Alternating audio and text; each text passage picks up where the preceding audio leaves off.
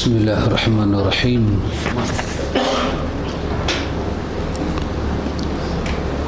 السلام عليكم ورحمة الله وبركاته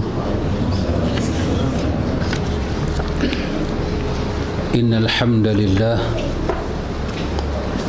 نحمده ونستعينه ونستغفره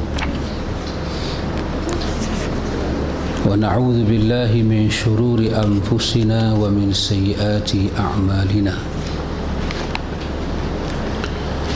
من يهده الله فلا مضل له ومن يضلل فلا هادي له أشهد أن لا إله إلا الله وحده لا شريك له وأشهد أن محمدا عبده ورسوله اللهم آتي نفسي تقواها وزكيها أنت خير من زكاها أنت وليها ومولاها أما بعد إخوة الإيمان إخوة في الدين أعزكم الله وأحبكم في الله الحمد لله الحمد لله ثم الحمد لله Alhamdulillah ikhwatul iman, daripada limpah kurnia Allah Jalla wa'ala kita boleh duduk dalam majlis ta'lim. Alhamdulillah, kita berbincang satu tajuk daripada buku ini, buku yang mempunyai lebih kurang 68 muka surat. Maknanya kalau hari Minggu besok kita baca pagi sikit, tengah hari sikit, petang sikit, habis. Dia tak sampai 100 muka surat dia habis. Tapi maghrib ke isyak tak habis lah. Tapi mari kita melihat apakah manfaat kita boleh ambil daripada buku ini. Hidup ini ikhwan mencari manfaat, seperti mana Allah sebut dalam surah Az-Zariyat, wa dzakir fa inna zikra tanfa'ul mu'minin. Berilah peringatan, kerana peringatan itu sangat bermanfaat kepada kaum mukmin. Jadi tanda kita mukmin bila kita mendengar zikrullah, peringatan daripada Allah, kita ada rasa dalam hati, wajilat qulubuhum, ada sentuh, ada rasa, ada bicara. Dibacakan ayat-ayat Allah, zadatuhum imanan, iman ada tambah. Ini mukmin. Mungkin sebelum dia mati, wa ala rabbihim yatawakkalun, tawakal yang sempurna itu wujud dalam jiwa dia. Maka wazakir fa inna zikra tanfa'ul mu'minin, bagi ingat sangat bermanfaat kepada kaum mukminin.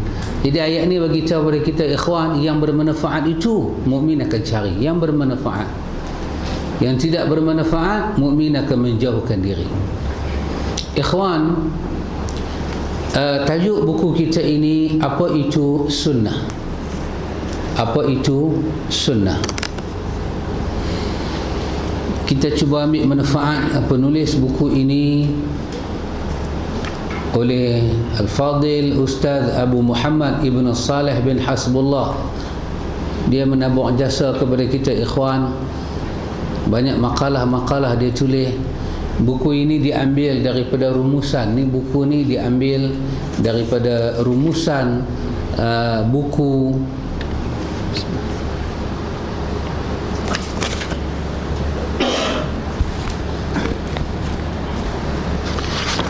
diambil. Dia ini Ustaz Abu Muhammad Ibn Salih bin Hasbullah. Dia mengambil karangan Syekh Abdullah bin Abdul Hamid Al-Athari.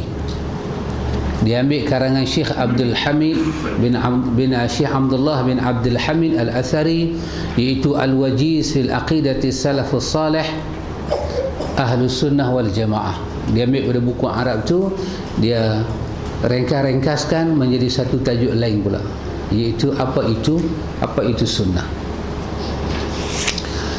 Mari kita ambil manfaat buku ini.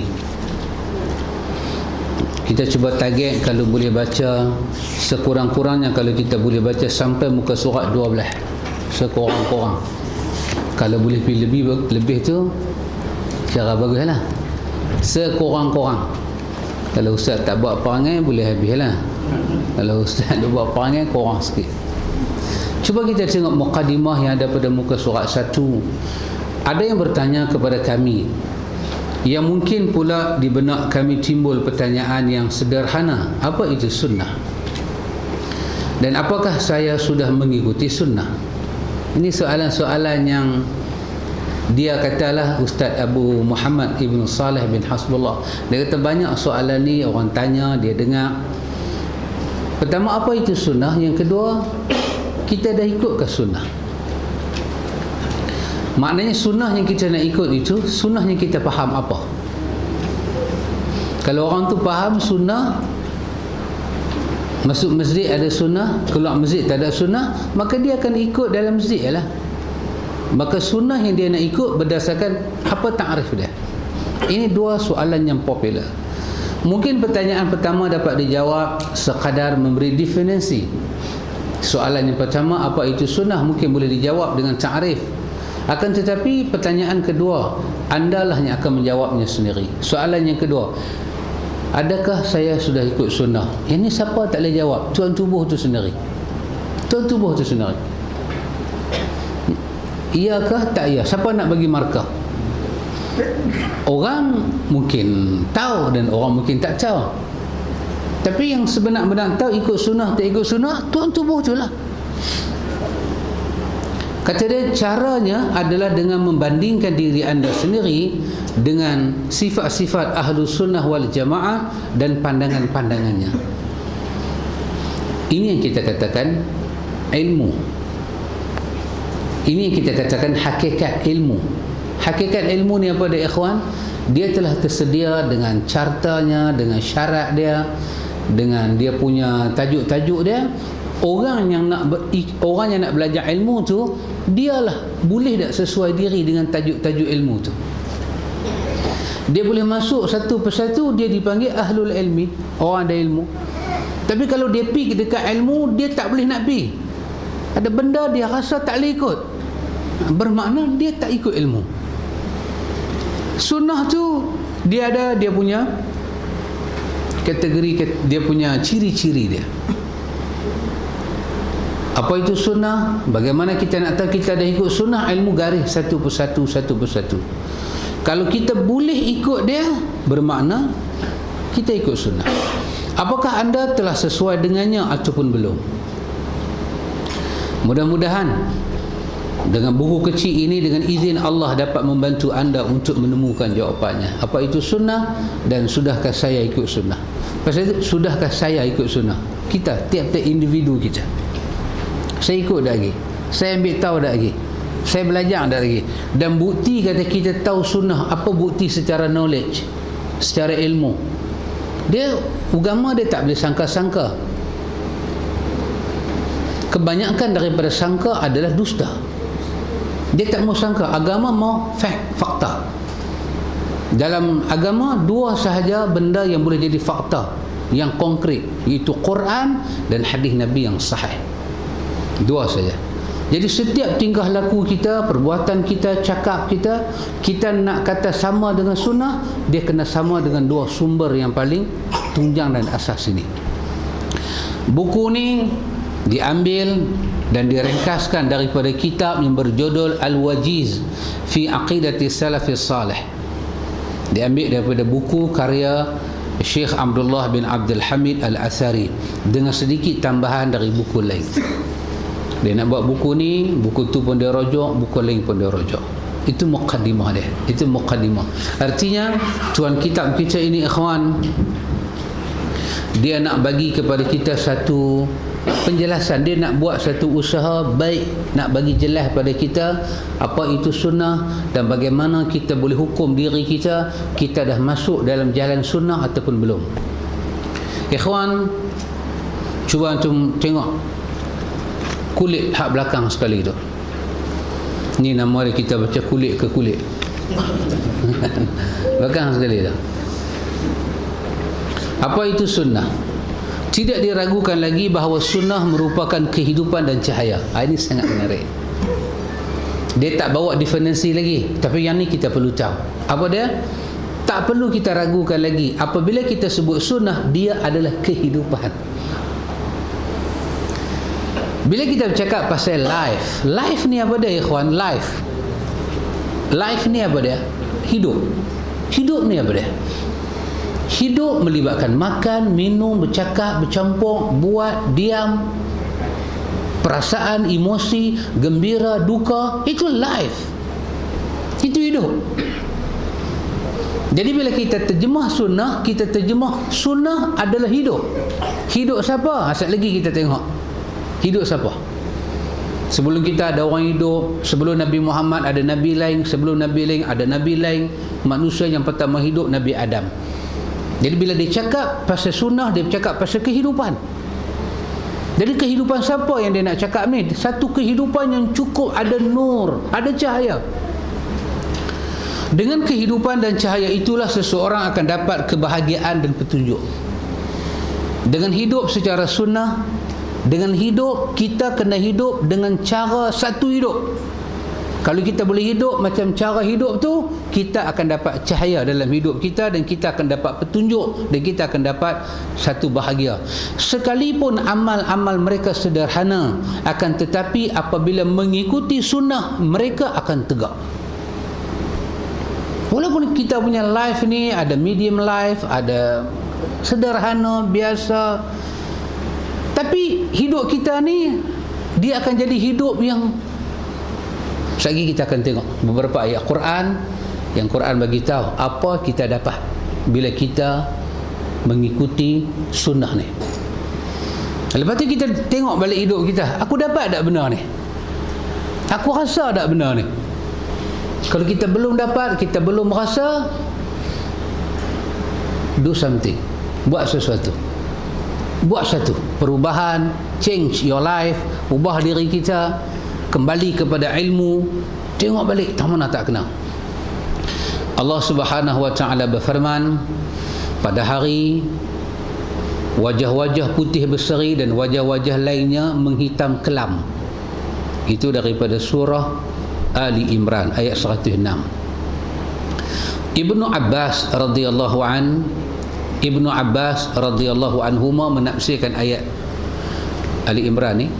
Kata Ibnu Abbas, wajah orang-orang yang bersatu dalam sunnah memutih, dan wajah orang yang bercerai-berai dalam bid'ah akan menghitam. Ibnu Abbas radhiyallahu anhuma, dia baca ayat ni. Bila dia baca ayat ni, dia bagi dia punya tafsiran tentang ayat ni. Dia baca ayat ni, dia bagi tafsiran. Yauma tabyaddu wujuhu wa taswaddu wujuhu. Hari kiamat manusia ada dua wajah, satu bangkit hitam. Bukan pasal dia memang kulit gelap duduk di dunia, bukan pasal itu. Dan tu tak boleh masuknya kan. Dia bangkit di hari akhirat, dia satu macam punya putih muka dia. Pasal apa? Pasal dia ikut sunnah. Kata Ibnu Abbas, dia bangkit di hari akhirat, muka dia jadi kelam, jadi sebam. Muka dia jadi muka yang hitam. Pasal apa? Ibnu Abbas kata, pasal dia bercerai dengan sunnah. Dia ikut satu benda lain. Ini kita boleh jumpa dalam tafsir Ibnu Katsir ketika dia tafsir ayat surah Ali Imran ayat 106. Para pengikut as-sunnah memiliki hati yang hidup dan bercahaya. Para pengikut ahlu sunnah, hati dia hidup, bercahaya hidup dia. Ia menjunjung tinggi perintah-perintah Allah dan mengikuti sunnah Rasulullah sallallahu alaihi wasallam, baik yang zahir maupun yang batin. Baik yang zahir maupun yang batin. Kata dia, insya-Allah buku ini, insya-Allah buku kecil ini menjelaskan dengan mudah hidup tenteram bersama sunnah. Itu belakang. Maksud dia kalau nak berhenti kuliah pun boleh dah. Depan belakang kita dah baca.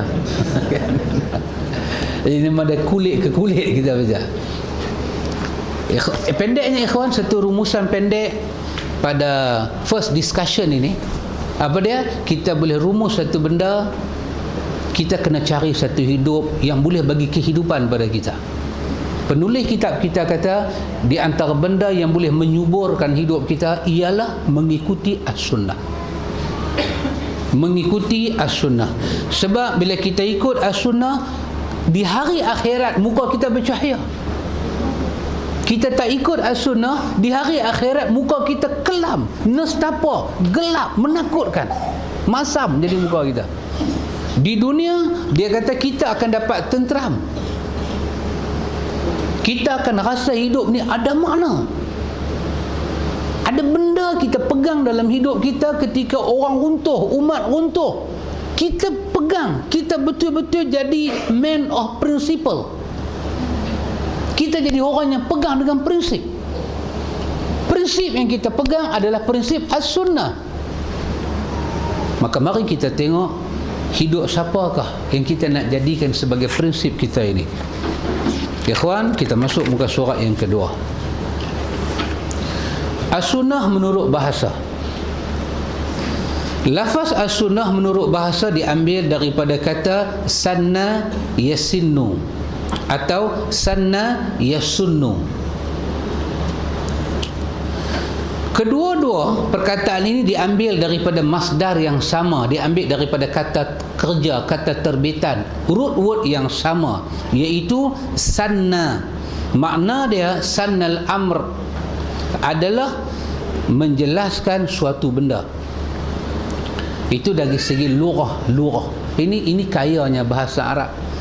Bahasa Arab, kalau kita kata sembahyang, salah, dia diterjemah dari segi bahasa bermakna doa. Terjemah dari segi istilah, beberapa perkataan, perbuatan yang dimulai dengan takbiratul ihram, disudahi dengan dimulakan dengan takbiratul ihram, disudahi dengan salam, dengan beberapa syarat-syarat yang tertentu. Dari segi bahasa makna dia lain, dari segi istilah maksud dia lain. Dalam ilmu istilah pun kita nak kena tahu, bahasa pun kita nak kena tahu. Bila sebut sunnah dari segi bahasa, maksud dia sannal amr, kita menguruskan satu benda. Itu maksud sunnah dari segi bahasa. Tapi maksud daripada istilahnya ialah sunnah dapat diertikan dengan makna at-tariqah, yakni jalan, cara, metod. Dapat pula dikatakan sunnah dengan makna as-sirah, yakni suatu perjalanan, perilaku, sejarah atau mazhab. Mazhab maksud di sini satu ikutan yang kita ikut. Apakah dia tercela ataupun dia terpuji? Itu sunnah dari segi istilah, dari segi kata yang kita nak pakai dalam ilmu. Dan biasanya dua-dua ni dia tidak ada pertembungan. Tak ada pertembungan. Sunnah dari segi bahasa apa maksud dia? Maksud dia memberi suatu penjelasan tentang satu benda. Benda tu apa dia? Benda yang kita nak bagi penjelasan ni tentang satu cara hidup, satu tariqah, satu sirah, satu tabi'ah, satu cara jalan hidup, satu perjalanan hidup, satu kebiasaan hidup. Bila kita gabung, kita dapat makna macam tu. Lebih-lebih lagi kita letak sunnah Rasulullah. Lepas daripada kalimah sunnah, kita idafah dia kepada Rasulullah, sunnah utusan Allah. Makna dia sannal amru at-tariqah Rasulullah. Kita nak bagi satu penjelasan tentang cara hidup, tentang cara perjalanan kekasih Allah. Dia bukan orang biasa, dia Rasulullah. Macam mana yang dikatakan cara hidup Rasulullah? Maka terjawablah kita apa itu sunnah. Sunnah dari segi bahasa dia boleh jadi perjalanan hidup yang baik, perjalanan hidup yang jahat, satu sunnah. Orang jahat pun ada sunnah dia. Apa makna cara hidup dia? Orang baik pun ada satu cara hidup orang baik. Tapi orang baik punya cara hidup bukan cara hidup dia fikir sendiri. Cara hidup yang dia contohi, dia teladani daripada Rasulullah, utusan Allah. Ini cara hidup yang terbaik. Di antara hadis Nabi yang menunjukkan makna tersebut, di antara hadis yang kita pegang untuk sokong maksud sunnah itu ialah perjalanan hidup. Ima dia baik, ima dia jahat. Dalam hadis Nabi sebut, dalam hadis Bukhari dan Muslim, Nabi kata la tattaba'unna sunana man kana qablakum shibran bi shibrin wa zira'an bi zira'in. Ini dia hanya nak proof dari segi bahasa apa makna sunnah. Nabi kata sungguh latatba'unna sunana man kana qablakum. Nabi kata pasti kamu akan benar-benar mengikut sunan, satu cara hidup man kana qablakum, orang sebelum daripada kamu. Kamu benar-benar, dengan penuh taukid Nabi kata, kamu benar-benar akan ikut satu perjalanan orang sebelum daripada kamu. Kamu ikut benar tu, Nabi kata benar-benar kamu akan turut daripada shibran bi shibrin. Nabi kata apa? Sejengkai demi sejengkai, wa zira'an bi zira'in, sehasta demi sehasta. Artinya nanti satu masa manusia dia tak boleh hidup kalau dia tak tengok orang dulu. Dia tak hati nak buat kalau dia tak ikut orang dulu. Maka dia akan ikut orang dulu tu sikit-sikit. Lepas tu dah jadi banyak sampai dia tak boleh keluar daripada metod orang dulu. Nabi kata benda ni, Nabi kata pasti akan jadi. Kenapa dia bawa hadis ni? Untuk bukti dari segi bahasa, sunnah bermakna perjalanan hidup. Maksudnya kalian akan mengikut perjalanan atau pandangan hidup mereka dalam urusan agama maupun dunia. Jadi dengan adanya penjelasan macam ni, kita kata sunnah bermakna satu cara hidup. Ima dia melibatkan cara faham agama, ima dia melibatkan dunia kita.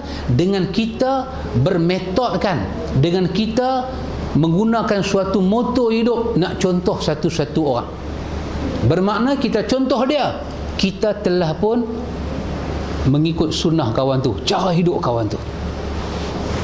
Di antara hadis lain yang menyebut sunnah dengan makna perjalanan hidup ialah hadis riwayat daripada Imam Muslim, man sanna fil islami sunnatan hasanatan falahu ajruha wa ajru man amila biha ba'dahu min ghairi an yanqusa min ujurihim syai'. Wa man sanna fil islami sunnatan sayi'atan kana alaihi wizruha wa wizru man amila biha min ba'dihi min ghair an yanqusa min auzarihim syai'. Nabi kita barang siapa mengamal satu perkara yang baik dalam Islam, dia guna perkataan man sanna fil Islam, siapa yang hidup dalam Islam ni dengan satu hidup yang baik, siapa yang beramal satu perilaku yang baik dalam Islam. Dalam Islam ni ada banyak perilaku yang baik Islam suruh kita buat, dia pergi ambil satu dia buat. Dia pergi ikut satu perilaku yang baik, dia sanna, dia tiru Islam ni satu benda baik, maka dia mendapat pahala perbuatan tersebut. Dia akan dapat pahala. Pasal apa Tuhan bagi pahala? Pasal yang dia tiru tu Islam. Dia cuba buat hidup dia bagi sama dengan Islam. Sebanyak mana dia cuba buat, sebanyak tu Allah jurui, Allah curah pahala pergi pada dia. Dan pahala orang yang mengikut perilaku tersebut sepeninggalannya. Bukan saja dia dapat pahala dia, kalau ada orang pergi ikut macam dia, kerana dia tiru Islam, orang nampak menarik, orang pun tiru dia. Orang tiru dia, dia tiru Islam. Dia tiru Islam, menarik orang tiru dia. Dia dapat pahala dia dapat pahala kerana dia menarik orang mai pada Islam, sedang ataupun tak sedang, dia akan dapat double, triple di sisi Allah. Bermakna dia nak proof di sini apa dia? Sunnah bermakna perjalanan hidup. Itu dia nak proof. Dan barang siapa mengamalkan satu perilaku yang buruk dalam Islam, dia jadi anggota Islam, dia jadi orang Islam, dia pergi buat bendanya Islam kata buruk, Islam suruh tinggal, Islam suruh lepas, dia pergi buat. Apa jadi? Maka dia mendapat dosa perilaku tersebut. Allah bagi dosa kat dia pasal dia pergi hidup dengan cara Islam tak bagi. Islam tak suruh buat lagu tu. Dalam Quran Allah kata innal mubazzirina ikhwana syayatin. Ayat ni cukup berhantu. Bukan pasal ayat tu ada hantu. Dah. Orang Melayu dia faham ayat ni ada khadam. Kita jangan main-main, Quran ni ada khadam. Jadi kalau Quran ada khadam, chief khadam tu siapa dia? Chief khadam dia kena pakai kot putih. Kan? Bila tuan rumah nak keluar, tuan rumah hati panggil chief. Itu chief khadam. Kita kata jangan duk merepek, boleh tak? Tak ada siapa bagi tahu kat kita ayat Quran tu ada khadam. Yang duk bagi tahu ni satu khadam. Siapa bagi tahu Quran ada khadam, dialah khadam tu. Siapa pi buat satu benda buruk dalam Islam, Islam tak bagi buat, dia pi buat. Satu. Lepas tu ada pula dia pi ajak orang. Ataupun ada satu kawan rasa tertarik dengan cara hidup lagu tu, minum arak. Islam tak bagi. Main judi, benda-benda Islam tak bagi. Arak, judi, bertelung nasib, pakai tangkai, yang Islam tak bagi, dia buat tu pula, dia buat secara i'lan. Ada orang pergi ikut. Nabi kata dia sudah hidup dengan satu cara buruk, dia akan dapat dosa tu, dan dosa orang-orang yang mengikut perilaku tersebut sepeninggalan dia. Satu benda buruk kalau kita buat, ada orang ikut, ikhwan, sebelum kita tutup mata balik bertemu Allah, kita kena bagi clear benda tu. Kita kena bagi tahu saya salah, jangan ikut benda yang salah. Anda tengok imam-imam mazhab, depa buka mazhab, depa kembangkan ilmu, depa hujah sama-sama depa. Di ujung usia depa tulis satu perkataan yang digezet dalam semua lembaran sejarah. Kalau apa yang kami cakap ni tak sama dengan Nabi, tolong rosakkan yang kami cakap supaya dia tidak dibangkitkan di hadapan Allah. Tengok. Tak buat baik, mereka buat baik, tapi takut kotlah ada siapa muhakik datang, pengkaji kemudian datang, kaji, tengok pandangan kami ke orang tepat. Kami dengan lapang dada fil hayati wa ba'da mamati, dengan lapang dada masa hidup, masa kami mati, faraja', kami tarik balik apa yang kami pernah sebut. Lepas mati pun tolong tarik dekat kami. Ini tanda orang yang ikhlas kepada Allah. Sebelum mati, benda-benda yang kelabu asap ni semua bagi selesai. Kita pesan ke anak kita selagi ayah hidup, ayah pesan 7 keturunan keluarga kita, pagar rumah kawan tu jangan masuk. 7 keturunan aku pesan. Satu pesan yang putus silaturahim. Bila dia main nazak, masih ada suara, cepat-cepat panggil anak, bisik kat telinga anak, apanya ayah pesan hari itu, jangan buat lah. Hari itu ayah cakap dengan marah, agama tak bagi. Pesan clear, bagi clear. Tak, kalau kita dah mati, anak-anak kata hidup jadi pesanan, mati jadi wasiat. Mampu kita kena dia ni, tanpa mengurangi dosa tersebut sedikit pun. Hadis ni adalah hadis Al-Imam Al-Bukhari. Itu makna sunnah daripada sudut bahasa dia. Ima dia satu cara hidup baik, ima dia satu cara hidup yang jahat. Cara hidup, cara kita hidup, syiar hidup. Kan hidup kita ni ada cara, ikhwan. Cara kita makan, cara hidup lah tu. Cara kita berkeluarga, cara kita ziarah, cara kita hias rumah kita, ni cara hidup. Maka sunnah bermakna cara hidup. Dia boleh jadi cara hidup bagus, dia boleh jadi tak bagus. Dari segi bahasa, bagus tak bagus nombor 2. Dari segi bahasa, cara hidup tu kita panggil sunnah. Tengok sunnah menurut istilah. Ni kita nak pakai menurut istilah.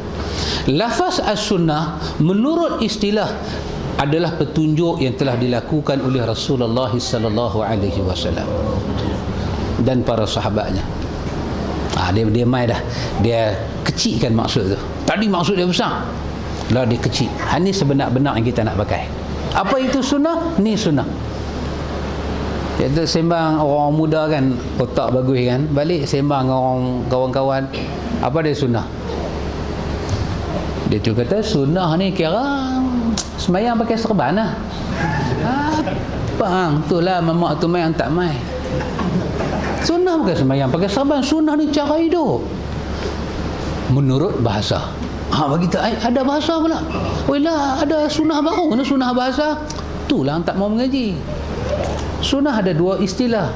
Bahasa satu, istilah satu. Kalau hang ikut cara Yahudi, itu sunnah cara Yahudi. Bahasa sunan. Bagi kita kata sunan, cara hidup. Pasal itu kita ada Sunan At-Tirmizi.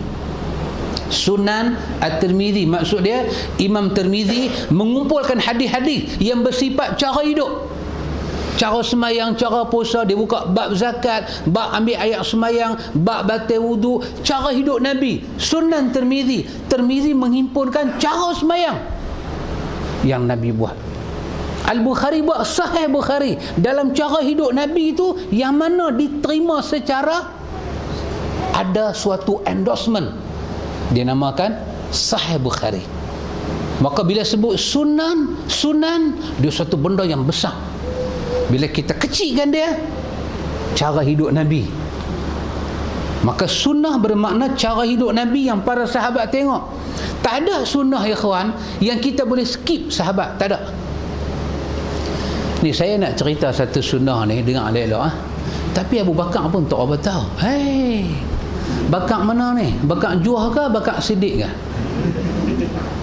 Kalau Bakar Juah tak tahu betul. Tapi kalau Abu Bakar As-Siddiq tak tahu benda hang nak cerita ni, kita kata kat dia, hang balik bang.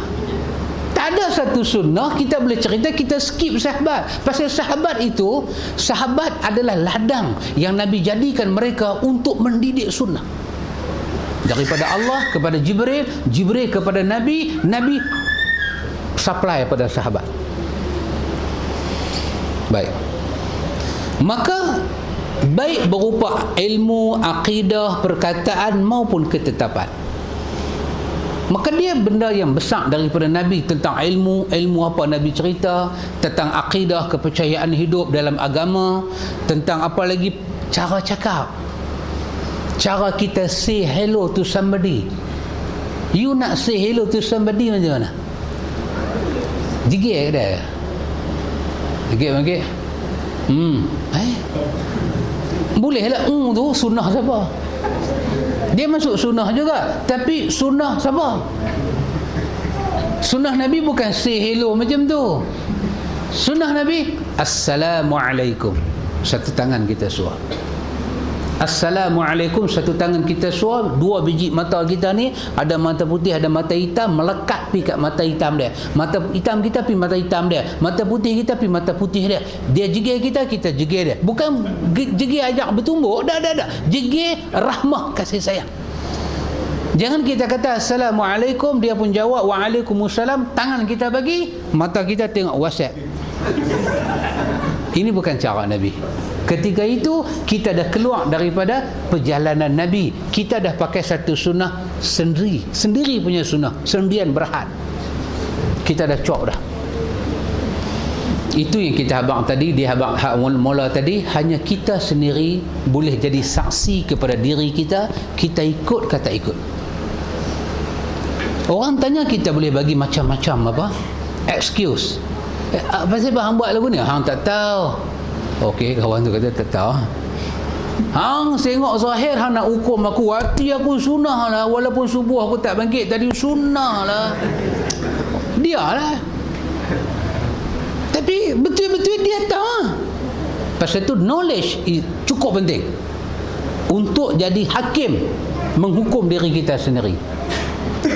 Maka istilah sunnah juga diguna untuk menyatakan sunnah-sunnah yang berkaitan dengan ibadah dan akidah. Maka lawan dari sunnah di sini dalam perkara ibadah dan akidah adalah bid'ah. Kalau sunnah bermakna mengikut, maka bid'ah bermakna mereka. Dadduha, dia kata, dalam bahasa Melayu pun ada perkataan berlawan. Lari, lawan dia jalan lah. Duduk, lawan dia berdiri ya. Tidur, lawan dia kuliah maghrib lah. Tu dia punya gu dah. Dia punya gu ayat. Dia kalau tengok bola tak mengantuk, kuliah maghrib dia mengantuk. Jadi bila kata sunnah, apa makna sunnah? Suatu perjalanan hidup. Kita tak reka, kita tak bikin, kita tak buat. Kita potong step, langkah kita, cakap kita, buat kita. Kita cuba nak bawa diri kita ni masuk dalam dunia hidup Nabi. Macam mana Nabi berjiran, kita cuba nak bercakap dengan jiran. Bagaimana Nabi tackle orang, Nabi layan orang. Bagaimana Nabi tak suka dengan satu orang, tapi macam mana Nabi handle benda tu. Kita cuba nak masuk dalam lautan hidup Nabi. Maka itu sunnah. Tapi kalau kita tak ikut cara Nabi, bermakna kita buat bid'ah. Bid'ah ni apa dia? Kita reka new life, cara hidup baru. Kita jumpa satu orang, "Hi buddy." Hai. Itu kata apa dia? "Hi buddy." Orang Malaysia ke? Ada pucung perdana. Pucung perdana lah, perdana hai. Oh. Itu kita telah tegur orang bukan dengan jalan sunnah. Tak kira lah dalam akidah ke dalam ibadat. Kita buat satu ibadat, kita tak follow Nabi, bermakna kita buat ibadat secara bidah. Kita berakidah, kita percaya satu benda tak sama macam Nabi suruh kita percaya, dan kita percaya satu benda kita tak mau tiru Nabi, maka kita telah pun percaya secara bidah. Itu lawan dia. Nabi SAW sebut, "Fa innahu man ya'ish minkum ba'di fasayara ikhtilafan katsira fa 'alaikum bisunnati wa sunnatil khulafa'il mahdiyyin ar-rasyidin." Hadis Abi Daud. Hadis sahih. Hadis ni ikhwan, antum bacalah tamana pun hadis ni, zaman bila pun hadis ni betul-betul bagi cara hidup. Cara hidup. Hadis tu panjang tapi perenggannya betul-betul dia bagi cara hidup. Macam mana kita nak bawa hidup kita? Dunia akan berubah, isu akan berubah, insiden-insiden dalam dunia akan berubah, tapi cara agama tetap tak akan berubah. Kita ada satu manhaj cara, metod cara. Ni Nabi sebut. Terjemahan dia, Nabi kata, barang siapa di antara kalian tu dicakap dengan sahabat hari tu. Kalau hari ni dia kepada umat dia semua. Nabi kata, fa innahu may ya'ish minkum, barang siapa di antara kalian yang hidup sepeninggal aku ni, siapa yang hidup lepas aku wafat, Nabi kata esok ni aku nanti tak ada, aku balik bertemu Allah, hampa hidup. Ya'ish minkum, hampa hidup dan masa tu aku tak ada. Nabi kata fasayara ikhtilafan katsira, dia habaq siap-siap dah, maka dia akan melihat perselisihan yang cukup banyak dalam dunia ni. Dunia ni penuh dengan perselisihan. Hak jantan nak pakai baju kurung ada, minta mahkamah tolong dulu. Nah, yang seluar jin duk ada, seluar BMW duk ada, tak mau pakai, nak pakai baju kurung. Tuhan bagi body jantan, nak pakai coli. Apa dia jadi macam tu? Kan? Tengok manusia ni, apa dia yang dia mau? Pokok ni kalau kita jumpa mau bagi pelepah nyok seorang sekali tengah belakang dia. Biar dia kena, dia riau, dia lari tak ada tanah. Tak ada satu kalu jadi macam tu. Nabi kata, siapa yang hidup panjang, dia akan tengok dunia ni penuh dengan sandiwara. Everywhere drama dan movie dalam hidup. Everywhere. Hampir sana satu movie, dia bukan kata drama, dia movie. Drama ni potongan kependek-pendek, dia movie panjang. Satu movie 2 jam, kalau Hindustan boleh pergi 3 jam setengah. Satu movie dia jadi satu movie hidup ni. Dia ni pengarah, director, penerbit, pelakon cara dia ni buat filem cara dia. Setiap cara ada nama. Itu dia Nabi kata, hidup akan jadi macam tu. Gamble. Dia akan gamble hidup dia. Dia akan jual hidup dia. Dia ambil hidup dia ni, dia gadai. Dia tinggal Nabi. Siapa panjang umur, tengok benda ni. Ikhwan tu saya kata hadis ni ajaib. Hari ni kita tengok dah Nabi kata tu. Ambil pen aja nak write. Ni hak Nabi duk susun ni semua ni. Imam depan mata, belakang mata, dalam mata, luar mata, semua kita boleh tengok. Daripada national issue, daripada international issue, sampai national issue, sampai karya, sampai MRSM, kecil lagi tu, ragging. Dia ragging sampai anak yatim, rumah anak yatim sama anak yatim, ragging. Hana kata apa? Apa Nabi sebut? Ikhtilaf ni bukan satu, Nabi kata kathira, bercambah. Dan setiap khilaf ni, setiap yang bercambah ni tak sama. Dia tak sama. Imam agama apa pun, tapi dengar Nabi kata fa'alaikum bisunnati, hampa semua kena pegang cara hidup aku. Iman dalam akidah, iman dalam ibadat, iman dalam kelaku-kelakar hidup ni. Orang kata, tuan kita nak ibadat macam mana tuan? Orang ibadat pun pergi jadi apa dia? Ikhtilafan kasira. Ustaz ni mengaji belah benua India, ustaz ni mengaji belah benua Afrika, tak sama. Cakap Arab pun tak sama, baca kitab pun tak sama, bagi fatwa pun tak sama. Ustaz ni kata tak boleh, ustaz ni kata boleh. Hai, pasal apa hang kata boleh? Dia kata syekh aku kata boleh. Hang kata tak boleh, pasal apa? Awak hang seorang ada syekh, aku tak ada syekh. Aku dengan naik syekh sekali boleh antara. Lagu tu dia main. Isu ikhwan banyak. Tapi pasal itu Nabi pesan pada kita, biar pilah nak jadi apa-apa dengan dunia. Fa'alaikum bisunnati. Satu nak tanya, Nabi macam mana? Itu yang tanya. Dekat dengan kita, satu contoh dekat dengan kita. Bukan isu, contoh example. Kan? Very close example. Doa awaitan akhitan. Dia bukan isu, jangan jegir saya, mamak ni buat perangai pula. Dia bukan isu, dia simple punya example. Apa? Contoh. Dia ni kata baca, dia ni kata tak baca, dia ni kata baca pula satu macam punya turia punya panjang macam doa arwah pula mai. Duk jaga sebelum maghrib dengan lepas maghrib duk baca, semua mai, semuanya muka-muka tak pernah mai masjid hari tu, dia keluar macam sarang semut kena bakar. Dia keluar lah beru mai. Bunyi pun awal tahun ni, akhir tahun. Tengah tahun dia tak mai, dia mai awal dengan tengah-tengah dia tak mai.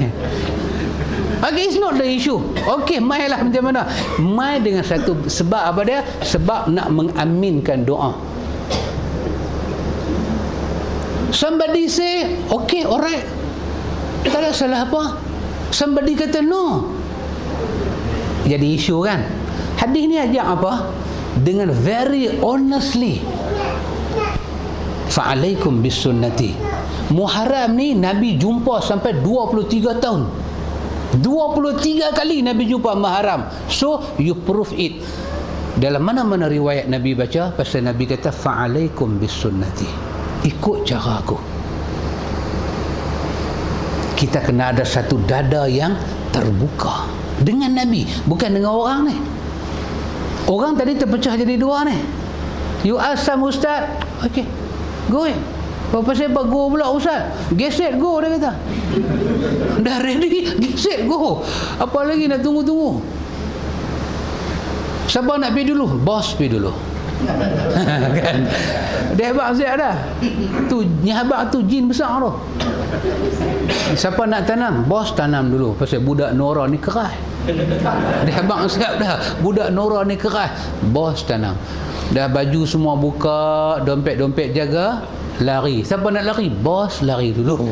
Dia habaq siap. Jadi ni nak buat macam mana ni? Buat. Geset, ready, geset, go. Tak apa, tak ada salah. Semua everybody boleh bagi dia punya opinion, tak ada salah apa. Tapi ketika kita nak ambil, Nabi kata fa'alaikum bisunnati. Manusia kena tawaduk dengan Nabi. Dia kena rendah diri. Nabi kata pilih cara aku. Buka kitab-kitab hadis yang ada, buka buku sejarah yang ada. Tidak ada sampai hari ini, sampai saat ini, tak ada siapa boleh bukti secara sahih Nabi pernah baca doa time tu. Tak ada. Yang kata Muharram, doa awaitul akhirun, secara Nabi tak ada siapa boleh bukti baca, Nabi baca. Cuma orang boleh kata memanglah Nabi tak buat, apa salahnya kita buat. Tak ada salah siapa. Yang dah buat alhamdulillah, yang tak buat pun alhamdulillah. Now time is your must. Lupa dah bahasa tu. Dia kalau kena aircon terlebih dia jadi dia lupa. Masa ni dah sampai masa you dah buat, okey you dah buat, you tak buat pun you tak buat. Now sekarang ni time apa? Time untuk awak buktikan yang dah buat. Bila Nabi buat, yang tak buat, macam mana awak kata Nabi tak buat? Itu saja. Yang buat dia kena buktikan dengan asarkah, dengan hadiskah. Yang tak buat kena bagi satu kaedah. Pasal apa saya tak buat? Di antaranya Nabi kata fa'alaikum bisunnati. Nabi kata ikut cara aku. Maka belum ditemui satu bukti Nabi buat, maka saya tak buat. Mana nak tahu lagi 2 tahun, lagi 200 tahun jumpa. Bila ada bukti Nabi buat, saya nak buat. Pasal apa? Pasal Nabi kata hampa kena pegang cara aku. Itu saya nak bagi faham apa makna hadis ni. Senang saja ikhwan. Nabi kata wasunnatil khulafa al-mahdiyyin ar-rasyidin. Ikut juga cara hidup sahabat-sahabat aku. Pasal depa ikut aku. Depa ni macam mana? Al-khulafa, mereka adalah pemimpin di kalangan umat ini. Sahabat Nabi adalah pemimpin umat.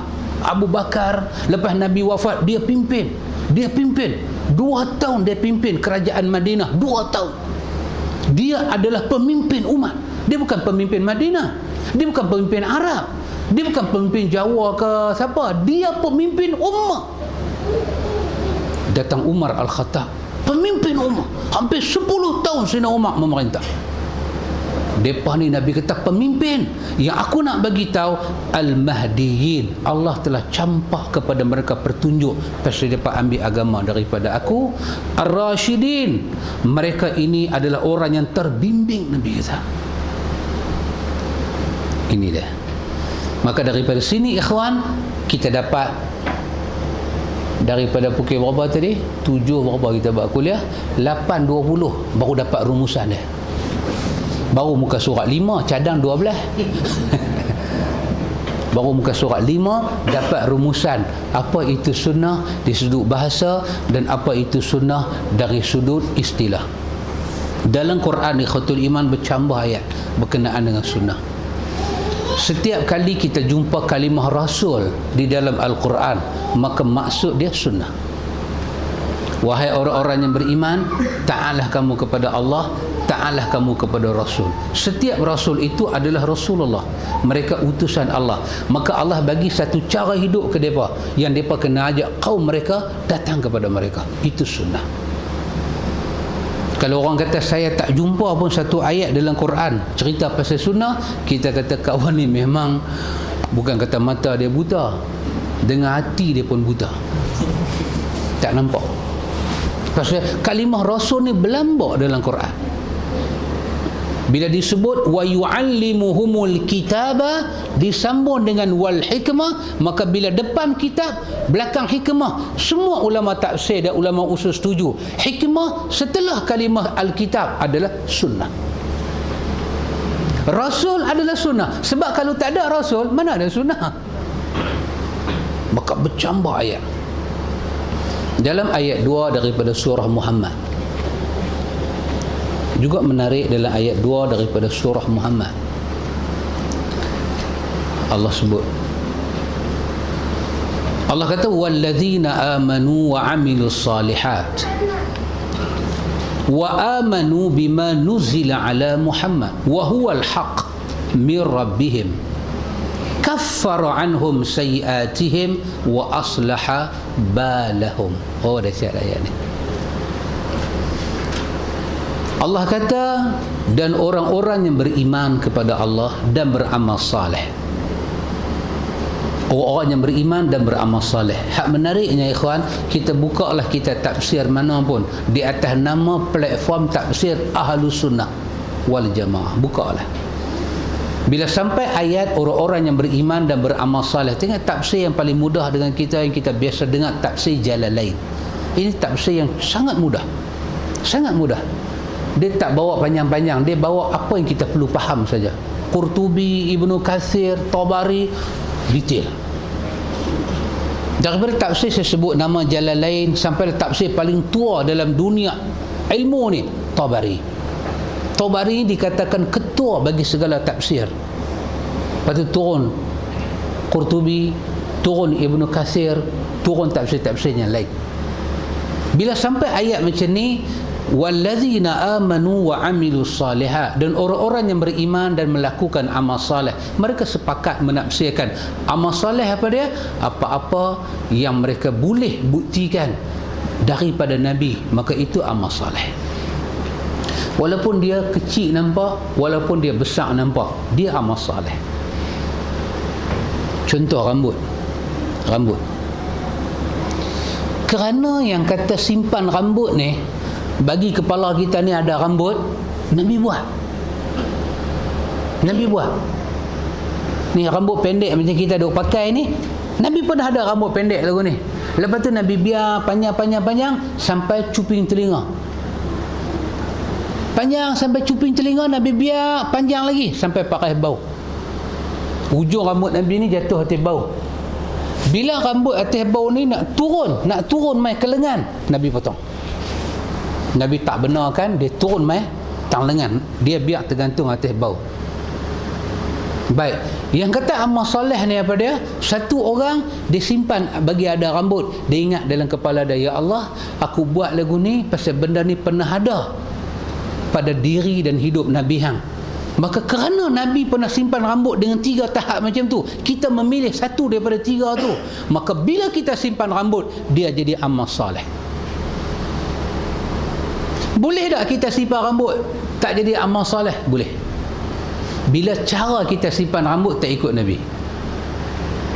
Rambut pendek, Nabi pernah buat rambut pendek, tapi dia buat qazak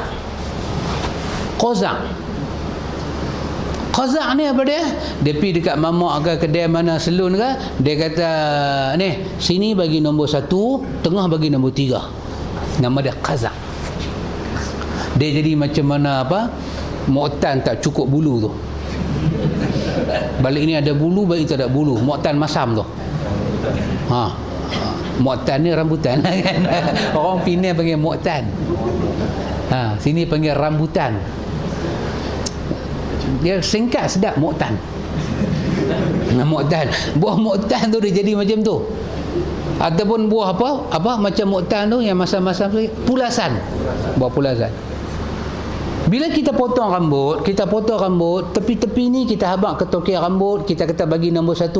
Dia tu pun bagi nombor 1 nipis dia kata atas tak mau 1, atas bagi nombor 3. Maka rambut ni 1, sini nombor 3 tak sama. Bila kedudukan rambut tak sama, Nabi namakan orang ada rambut lagu tu qazak. Maka kata Ibnu Umar, naha Rasulullah anil qazak. Nabi cukup tak suka tengok orang simpan rambut lagu tu. Maka automatically siapa-siapa yang pergi potong rambut macam tu, dia keluar daripada amal soleh. Very easy to understand, sangat mudah faham. Kenapa? Kerana yang dikatakan amal soleh tu, benda tu mesti teladan Nabi. Boleh tak orang jantan nak rambut panjang? Silakan, kalau dia boleh tahan lah. Dia tak ada jadi pening kepala, tak ada jadi lipas duk pergi berteluk dalam rambut dia. Dia pun satu macam punya semat, satu macam pergi bubur bare krim, buah minyak, semua dia andam cantik elok. Dan kita tengok pun Nabi kata, man kana lahu sya'r falyukrim sya'rah. Siapa yang dianugerahkan rambut oleh Allah, maka muliakan rambut dia. Nabi pernah botak berapa kali? 1 ketika umrah, 2 ketika haji. Lain daripada tu, kalau kita botak juga, botak tak ada faedah. Itu nama dia botak chin. Boleh juga kita botak kerana sesuatu sebab. Kita jenis orang tua, bila dia tumbuh rambut sikit, dia jadi gatal lah. Dia gatal tu, dia garu tu sampai merah, dah jadi merah, dia syok garu kan. Kan bila dia sedap tu, dia garu, dia layan, luka kepala dia. Maka dia ni sampai doktor kepala jumpa dia. Ada satu doktor bahagian kepala. Nama dia doktor kepala. Pakar kepala ni tengok, kata, pakcik, saya cadanglah, suggest kepada pakcik ni tak sesuai ada rambut. Maka ketika itu dia botak, dia dapat pahala. Pasal dia selamat daripada mudarat. Tapi saja-saja doktor kepala tak kata apa. Doktor kepala buat satu kajian, ambil kepala dia, buat dalam makmal, buat keluar balik, bubuh balik tangkap kepala dia, buat semua. Doktor kata, awak paling afdal ada rambut. Dia saja nak pergi bagi botak. Maka selama dia botak tu, dia tidak terlibat dengan amal soleh. Maka yang saya nak terang, surah Muhammad ayat 2 ni, orang-orang yang beriman dan beramal saleh. Apa maksud amal saleh? Benda yang Nabi buat tentu dah saleh, baik. Dan apa-apa benda Nabi tak buat tapi Nabi bagi endorsement dia baik. Dalam sunnah kita kata apa nama? Aqwal, af'al, takriyah. Benda Nabi bagi endorsement, Nabi mengiyakan, kita boleh buat. Maka orang-orang yang beriman kepada Allah dan beramal saleh, pasal itu dia guna perkataan jama' as-salihat. Dia buat semua kebaikan yang Nabi ajar, bukan satu, banyak. Bukan satu, banyak. Main masjid awal ni satu aja. Itu satu daripada banyak. Itu amalan. Itu satu daripada banyak tu. Dia as-salihat, banyak dah. Nabi tinggal banyak. Lepas tu wa aminu bima nuzila ala Muhammad. Lepas tu dalam dia buat amal soleh, dia adalah satu orang yang beriman dengan apa yang Allah turunkan kepada Muhammad. Apa dia yang Allah turunkan kepada Muhammad? Yang pertama, Allah turunkan Quran, Allah turunkan mukjizat, al-bayinat, al-huda, Allah berturun kepada Nabi. Yang kedua, apa dia yang Allah berturun pada Nabi? Sunnah. Dia satu orang yang beriman dengan apa yang Allah turun kepada Muhammad. Wa huwal haqqu mir rabbihim, dalam keadaan dia sedang benda tu sebenar-benar daripada sisi Allah. Kalau macam ni cara dia terima Nabi Muhammad, Allah berfirman, Allah kata, hang dengar elok apa aku nak bagi kat hang, kaffara anhum sayiatihim, banyak mana cacat celah duk ada kepada hang, semuanya aku kira habis. Kaffara, aku kifarat semua. Hang kira orang yang bersih, tak ada dosa, pasal hang mau ikut Muhammad. Tak cukup takat tu, wa aslaha balahum, Allah bagi salahul bal. Apa dia salahul bal? Wa aslaha balahum, Allah repair hidup kita ni. Daripada tak elok, dia makin jadi elok, dia makin jadi elok, dia makin jadi elok. Itu nama dia aslaha balahum, salahul bal. Jadi ikhwan, sangat rugilah kalau kita jumpa satu orang, dia kata saya tak ada masalah nak mengaji pasal Nabi, tak ada masa mengaji geografi, tak apa, tak ada masa nak ambil tahu pasal kapal terbang hilang pun tak apa, tapi bukan rakyat Malaysia lah, tu pun orang nak ambil tahu. Tapi dia pergi bagi tahu dia no time nak mengaji sunnah Nabi, dia telah buat very big mistake. Pasal apa ya kawan? Kalau kita nak ambil pelajaran, kita pergi di atas kubur orang duk simpan mayat, satu benda yang kita akan dengar secara common, secara biasa, apa dia? Bila kami tinggal hang, akan datang dua malaikat, dia akan soal hang tiga benda. Benda ni siapa pergi atas kubur, dia akan dengar pada masa matilah. Kalau pergi atas kubur masa raya, tak ada lah orang terkin. Ni masa hantar mayat ni, dia akan dengar benda yang dia dapat dengar, dan benda tu tak bercanggah dengan hadis, benda tu wujud. Kami tinggal hang sat lagi, nanti datang dua malaikat, malakani aswadani azraqani. Nabi sebut dalam hadis Tirmizi, dua malaikat dia mai dalam keadaan uniform hitam dan mata dia biru tua, dan dia akan tanya dekat hang, siapa Tuhan hang, apa agama hang, dan apa Nabi hang. Ikhwan, bagi satu orang yang nak mengambil hidayah, dia sudah dapat hidayah di atas kubur. Selama ni dia dah labuk modal hidup begitu banyak untuk ambil tahu tu, ambil tahu ni, nak faham tu, faham ni. Last sekali tiga benda ni saja diungkit dalam kubur. Dia tahu Nabi itu siapa, nilai Nabi itu macam mana. Itulah talqin dibaca pada rakyat marhain, itulah talqin dibaca kepada pemimpin berdarah raja dan bangsawan. Tak ada talqin lain, tak ada lah yang tu. Kalau nak ambil pelajaran, dah dapat. Kita boleh teriak atas kubur tu, kita boleh teriak dan kita boleh kata astaghfirullah. Nikah hidayah Tuhan, nikah kedudukan Nabi Muhammad. 61 tahun umur si mati itu, 61 tahun tolak 14. Akhir balik tolak 14, jadi berapa? 46 tak ada dah, kira 47 Hasna. Kira 47 tahun tahun dia hidup, dia tak pernah ambil tahu. Dia bawa anak dia pergi pasar malam, bawa pergi mall, bawa pergi Pacific, bawa pergi mandi, piknik. Tapi dia tak pernah bawa anak dia pergi hati kubur dengar apakah ucapan terakhir orang hidup pada orang mati. Ada YouTube kan, cuba type tengok esok untuk siapa. Bukan kitab hadis, filem. Saya ingat kitab mana pula, bukan kitab, filem. Filem ni filem lama. Arwah apa nama ustaz kita kan, Ustaz Emrajuli kita, Allahumma ighfir lahu warhamhu wa'afihi wa'fu anhu. Dia first time berlakon, dia baca talqin dalam panggung tahun 80-an.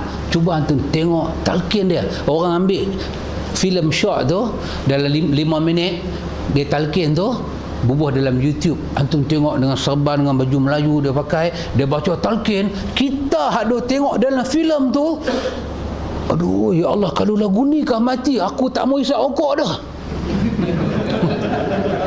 Aduh ya Allah, sangat dia membakar kesedaran. Walaupun dia baca talqin dalam bentuk filem, tapi dia baca from heart.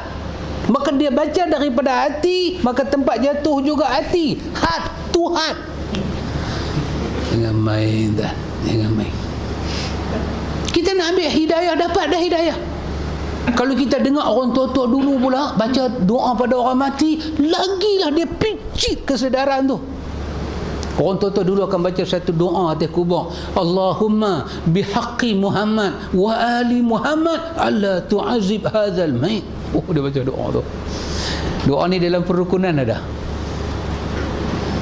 Allahumma bihaqqi Muhammad wa ali Muhammad alla tu'azib hadzal mayt. Ya Allah, dengan kebenaran Muhammad, dengan kebenaran Muhammad, beri pada keluarga Muhammad, hang janganlah azab mayat ni. Dengan apa? Dengan kebenaran Muhammad. Siapa dia Muhammad? Ini adalah kata-kata akhir sebagai kata-kata widang perpisahan kita dengan orang mati. Taulah kita nilai sunnah tu duduk tak mana, ikhwan. Yang Nabi pesan tadi, dunia bercelaru, bergolak, kau pegang sunnah aku. Dan jangan rasa, jangan ada satu feeling upset. Betul ya? Boleh lah. Daripada tak keluar apa langsung, dia keluar juga sikit kan. Boleh lah.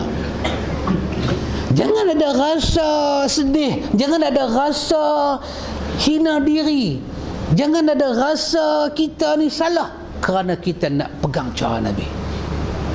Kerana tidak ada cara hidup, la aisha illa aishal akhirah.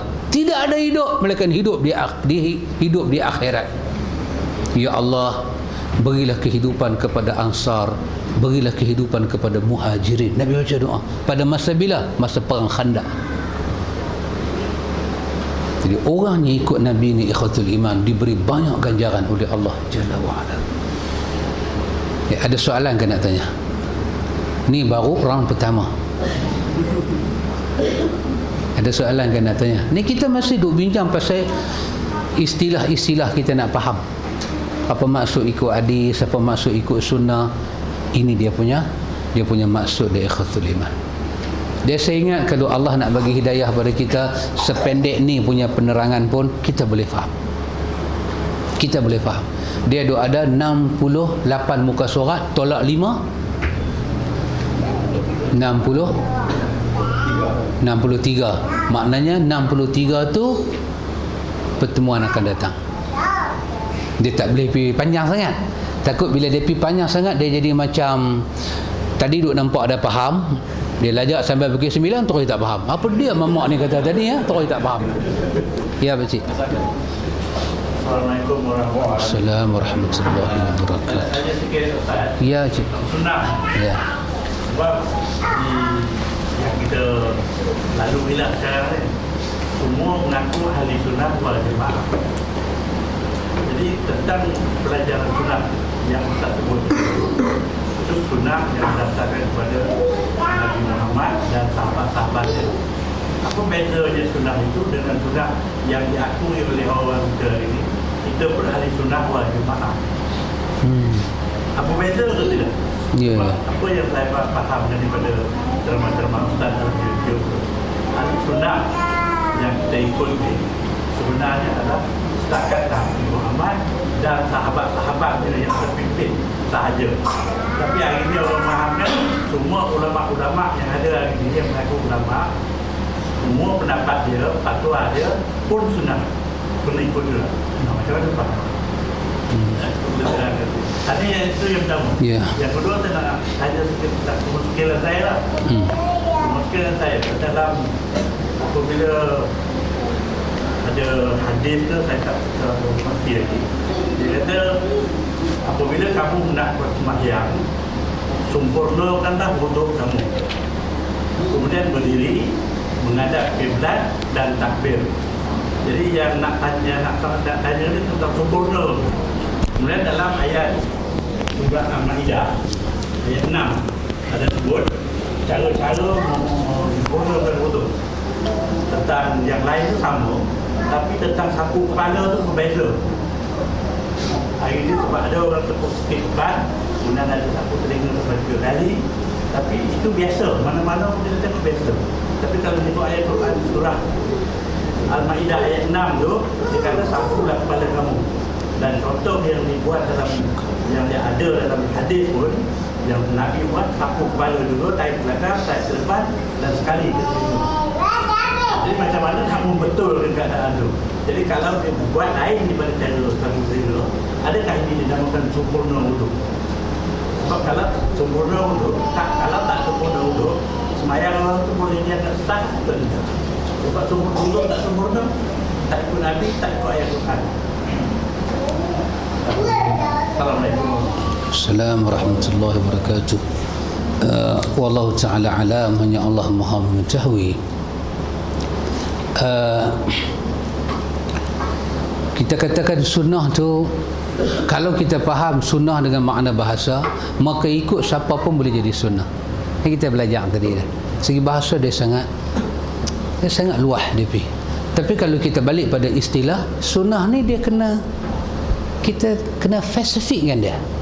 Kita kena halusi.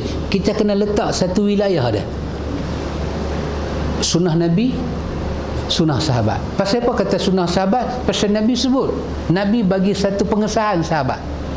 Kemudian sunnah semua orang yang orang itu mengikut sahabat dan Nabi. Ini kita ambil daripada ayat 100 daripada surah Taubah. Ayat 100 daripada surah Taubah. Allah katakan was-sabiqunal awwaluna minal muhajirin wal ansar walladzina tabauhum bi ihsanin radhiyallahu anhum wa radu an wa a'adda lahum jannatin tajri tahtaha al-anhar khalidina fiha abada zalikal fawzul azim. Baca. Ini ada satu jalan untuk kita, dan lagi satu ayat 115 surah An-Nisa. Sangat jelas. Allah kata was-sabiqunal awwaluna minal muhajirin wal ansar, dan orang-orang dahulu daripada orang-orang yang awal-awal daripada muhajirin dan ansar. Walladzina tabauhum, dan orang-orang yang datang kemudian lepas muhajirin baru depa datang. Depa datang macam mana? Wattaba'uhum bi ihsan. Depa mai dengan depa ikut muhajirin dan ansar. Maka kata Allah radhiyallahu anhum, Allah redha depa hidup macam ni. Allah redha hidup tiga jenis kumpulan manusia. Satu muhajirin, satu ansar, dan satu angkatan yang bukan muhajirin, bukan ansar. Depa mai lepas tu, tapi depa meneladani kehidupan muhajirin dan ansar. Macam mana depa teladani? Bi ihsanin, dengan cermat, dengan elok, dengan cantik. Allah kata radhiyallahu anhum, Allah redha. Allah redha muhajirin, Allah redha ansar, Allah redha orang yang ikut muhajirin, orang yang nak jadi macam muhajirin. Allah redha depa ni. Siapa depa ni ikhwan? Mungkin kita bukan muhajirin, kita bukan ansar, ada yang banjarin, ada yang jawarin, macam ni apa mamarin. Tak ada ansar, tak ada muhajirin, tak ada. Tapi kita duk belajar agama, kita kagum dengan Abu Bakar, kita kagum dengan Umar. Ya Allah, depa ni manusia istimewa, kita nak jadi macam depa. Tindakan hasrat perubahan hidup nak jadi macam depa tu, Allah kata radhiyallahu anhum, ketahuilah aku redha, aku redha, wa radu anhu, dan Allah akan campak depa juga akan redha dengan Allah. Maka pada tiga kumpulan manusia ni apa Tuhan nak bagi? Wa a'adda lahum, Allah kata aku janji untuk mereka jannatin tajri tahtahal anhar, syurga aku janji pada depa, di dalamnya ada anak sungai, depa kekal dalamnya, dan aku janji nak bagi pada mereka redha aku, dan itulah balasan yang cukup besar untuk depa. Jadi siapa pun, kita balik pada dia punya asal dia. Kita nak ikut siapa pun, macam Nabi sebut tadi, ulama kah dia, siapa kita boleh ikut, tapi dengan prinsip Nabi sebut tadi, fa'alaikum bisunnati, dia mesti cakap sunnahku. Ada pada dia sunnah aku, kau ikut. Tak ada, reserve. Siapa pun boleh cakap. Islam buka untuk orang berbicara, cakap. Tapi bila nak ikut, fayattabi'una ahsana, surah Az-Zumar antara 17 ke 18. Ikut yang paling baik. Main satu orang ulama besar hebat, ialah memang Nabi tak buat, saya nak abang, Nabi pun tak makan ni, kita duk makan martabak ni semua, habis kita makan macam mana? Alamak, martabak sekali dia bawa. Kita duk cerita akidah, dia bagi jadi martabak. Kita kata martabak ni bab mentah ke darah, akidah ni bab kepercayaan, dua benda tak sama. Mana boleh tak sama? Janji Nabi tak makan. Maka kita dengar daripada awal pun dah tak cantik, kita kata selamat tinggal Romeo, jalan. Bapa kita nak pergi berkelahi, pasal dia tak berkeluar hadis, dia bercakap dengan hawa nafsu dan emosi. Bila kita bangkit bantah, kita tanya soalan, dia kata ni you siapa ni? Dari dua anak enta dan jadi you. You mengaji mana? Emosi, bukan dalil, emosi. Bila emosi dia jadi downgrade orang bukan daripada jalan Nabi. Apa Nabi sebut dalam hadis Muslim, dua benda saja halang manusia masuk syurga. Apa dia? Nabi kata dua benda ni. Sombong ni buat orang tak boleh masuk syurga. Sahabat tanya apa dia sombong? Nabi kata tanda sombong tu ada dua. Apa dia? Tolak kebenaran dan hina orang. Kita kebenaran, Quran dan Sunnah, dan semua orang ikhwan dia kena redha dengan benda ni. Dia tak boleh emosional. Dia ikut mazhab Syafi'i ke, dia ikut mazhab Hanafi ke, dia ikut mazhab Maliki ke, dia ikut mazhab Ahmad bin Hanbal Hanbali ke, dia kena tak boleh emosional. Mereka nama-nama kita sebut tadi semuanya umat kepada Nabi Muhammad, mereka bukan Nabi. Ada masa pandangan jadi daif. Pasal tu kita kata kalau lemah tak bersesuaian dengan petunjuk Nabi, bukan tak bersesuaian dengan kita, dengan petunjuk Nabi. Ada orang dia emosional, dia kata yang cakap baik-baik. Adakah satu ulama boleh pergi cakap benda Nabi tak cakap? Kita kata boleh. Sahabat pun ada tak jumpa hadis, sedangkan dia duduk zaman Nabi. Hari dia kena pergi bertugas, dia kena pergi perang, dia balik-balik main, berapa kuliah dia lepas? Berapa kuliah? Seperti Ibnu Umar Al-Khattab sendiri. Umar keluar daripada Madinah nak masuk ke Syam. Syam dilanda taun. Umar jadi panik. Dah keluar dah daripada Madinah nak masuk Syam. Syam kena taun. Umar tak boleh buat keputusan. Tiba-tiba datang Abdurrahman bin Auf. Abdurrahman bin Auf kata, sami'tu Rasulullah sallallahu alaihi wasallam. Dia kata aku dengar Nabi bersabda. Nabi kata kalau kita tahu di satu tempat itu ada taun, kita yang belum masuk jangan masuk. Depa yang dah ada di sana jangan keluar mai. Umar tanya, macam mana hang tahu benar ni? Dia kata aku dengar Nabi sebut. Macam mana aku tak dengar? Masa tu hang sibuk. Orang duk mengaji, hang duk masak bubur. Bukan tak main masjid, main, tapi duk kacau buat suara. Nak bagi orang makan buka puasa. Jadi dia tak dengar ustaz tu sembang. Jadi apa jadi? Umar Al-Khattab terima apa yang Abdurrahman bin Auf cakap. Kalau sahabat pun ada kes macam tu, takkan ulama tak ada. Menyebabkan ulama lain datang bagi penjelasan. Mungkin awak tak tahu bab ni. Abu Hanifah dia bagi fatwa, kalau kita dah wakaf tanah untuk tanah wakaf, kita mati, anak kita yang tahu kata kita dah wakaf, anak kita boleh cabar di mahkamah. Dia tengok baik punya very located area, anak kita duk party, tanah ni habis tak ada pun, boleh pergi sampai 4 juta, bapa aku pergi wakaf. Silap banyak orang tua ni. Anak kita boleh cabar, anak kita pergi mahkamah cabar, sebenarnya bapa saya tak jadi wakaf. Kata Abu Hanifah, anak itu diterima kesaksian dia dan pihak yang urus wakaf tu kena bagi tanah tu pada anak. Kata Imam Abu Hasan Syaibani, kalaulah Abu Hanifah hidup, dia akan tarik balik fatwa ni, kerana fatwa ni bercanggah dengan hadis Nabi. Benda wakaf tidak jadi pusaka dah, tak boleh diwariskan, sebab dia tak jumpa hadis itu. Siapa kata? Hasan Syaibani, Muhammad Hasan Syaibani, ulama besar dalam mazhab Abu Hanifah. Orang yang emosional ni apa dia? Dia tak baca semua ni prinsip-prinsip dalam knowledge, dia tak baca. Yang dia tahu nak gerengau orang. Dia kata cakap elok-elok. Dia buat macam jibat marah tuah. Tuah, ambil hang turun bang. Berapa kali dah aku pergi penjok?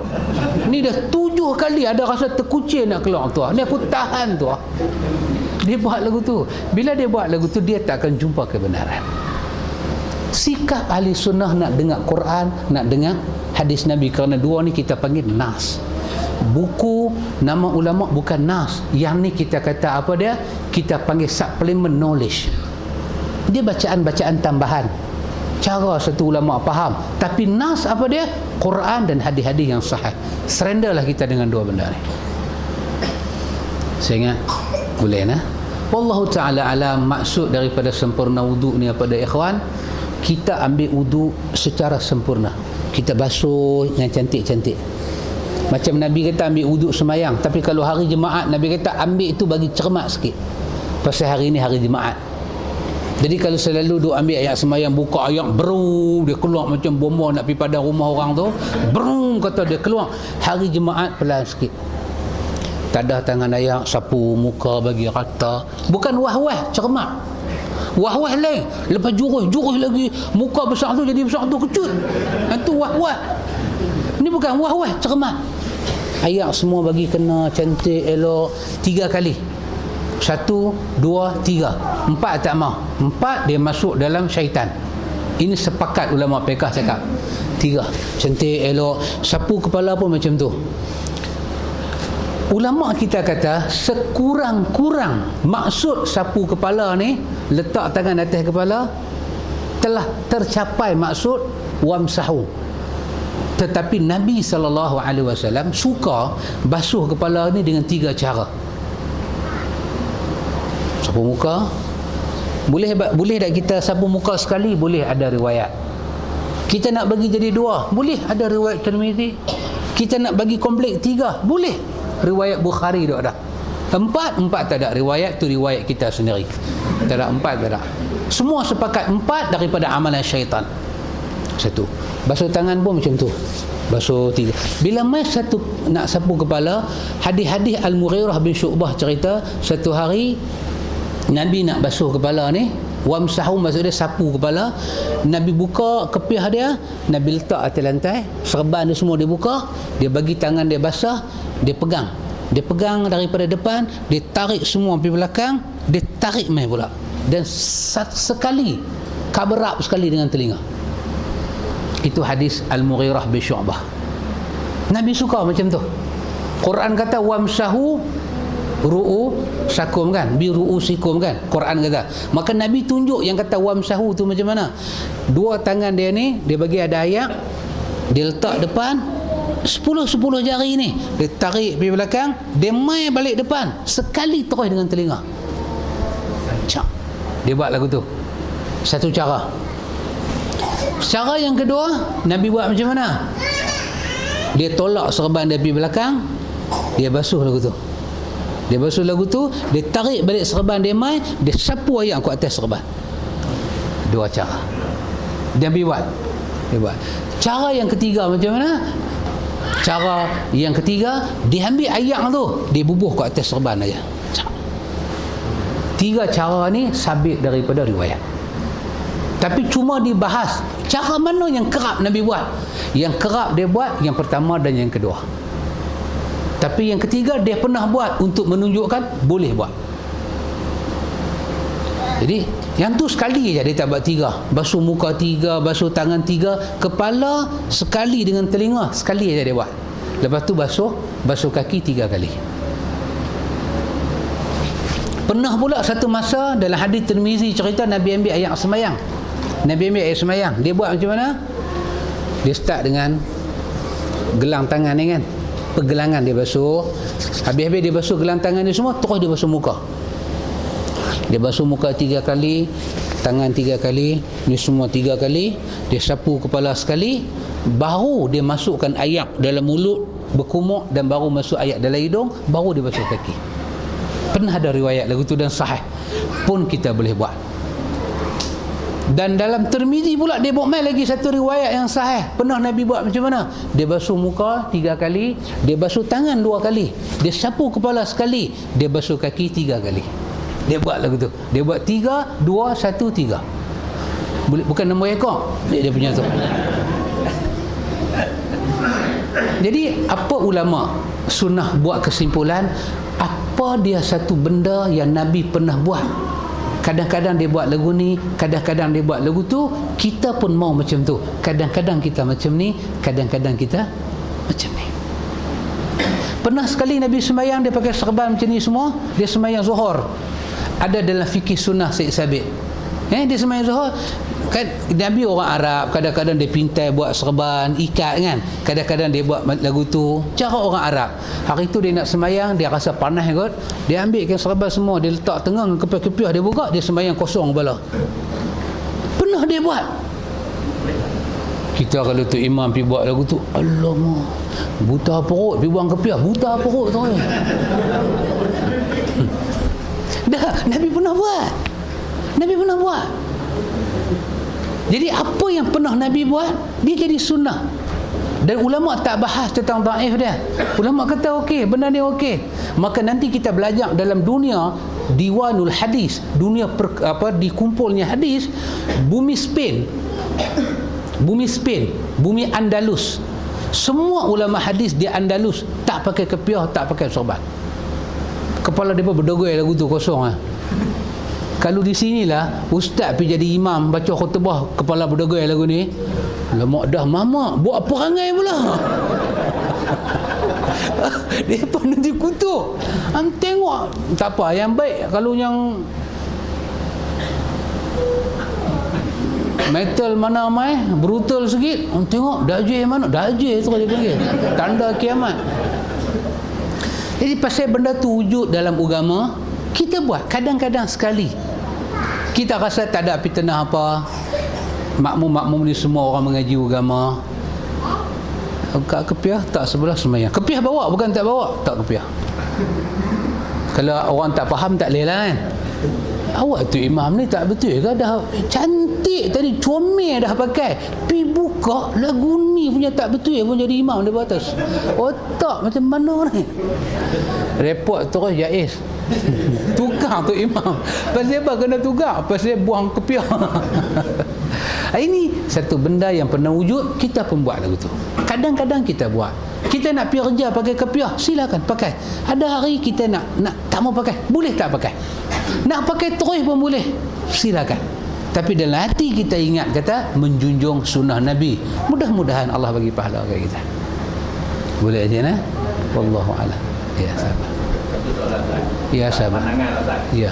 Dikatakan hari ini antara ibadah amalan yang berbuat antara yang nak kata tadi 2 tahun, 3 tahun tu. Katanya kerana kita menerima pandangan adanya bid'ah hasanah Ustaz. Wallahu ta'ala alam, hanya Allah Maha mengetahui. Mungkin kita boleh kata pada satu perbincangan yang agak panjang, kita boleh kata ini my opinion only, my personal opinion. Kita boleh setuju orang kata bid'ah hasanah tu ada, tapi kita kata bukan dalam ibadat, dia dalam kehidupan kita balik sana. Pasal apa? Ini pasal kita lah, pasal kita, bukan cari pasal kita. Pasal kita macam ni, kita menggunakan kaedah apa dia? Kaedah ayat berapa saya tak ingat, iaitu daripada suratul Baqarah.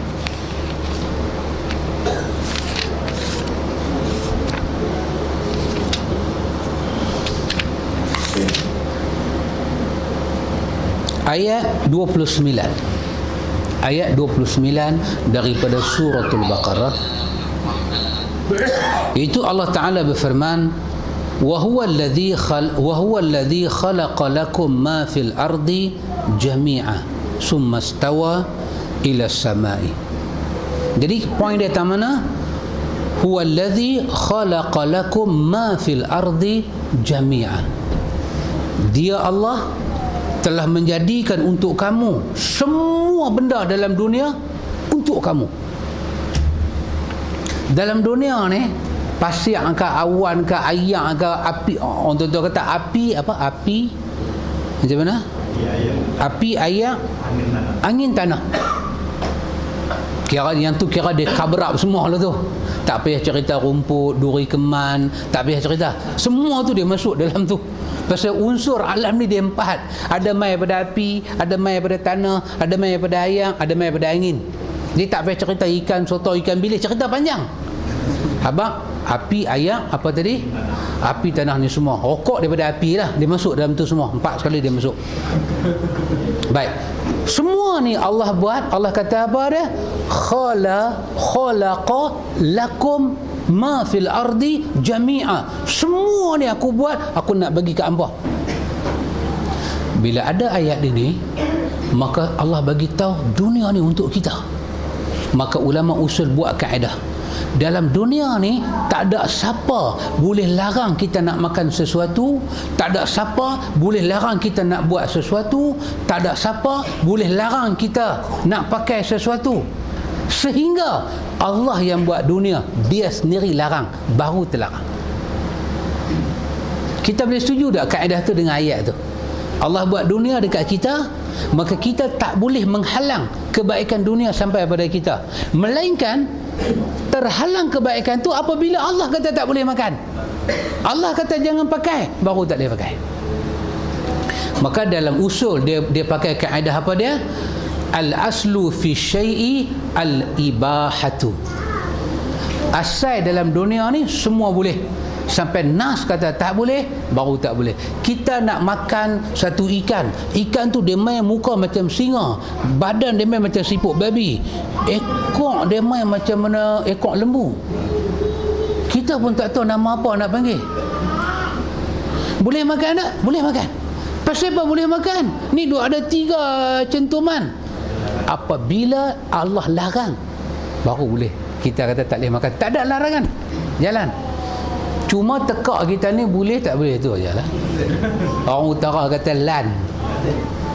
Okey Baik. Adapun dalam ibadat, dia tak pakai kaedah ni. Dalam ibadat merujuk kepada ayat 31 Ali Imran, 21 Al-Ahzab, 7 daripada surah Al-Hasyr. Bila dikumpul semua ayat ni, Ali Imran 31, qul in kuntum tuhibbunallaha fattabi'uni. Kalau kamu kasih kepada Allah, kamu ikut Muhammad. Kasih pada Allah, ikut Muhammad.